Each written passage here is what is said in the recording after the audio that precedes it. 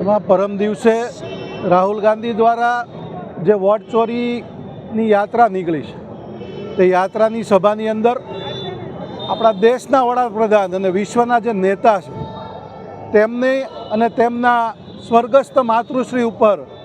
જે બેફામ જે રીતે આપણે સાંભળી ન શકીએ તે રીતનો એમને જે વાત કરી અને જે માતાઓને માતાને ગાળું દીધી,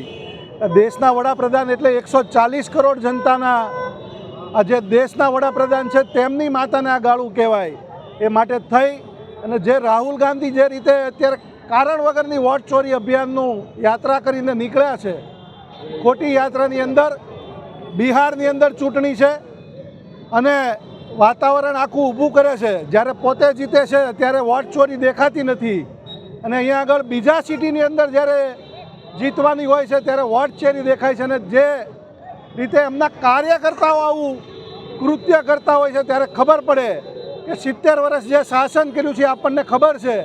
ત્યારે દેશની અંદર સત્તા પલટો આવી રહ્યો છે, એ સત્તા પલટો દેખાતો નથી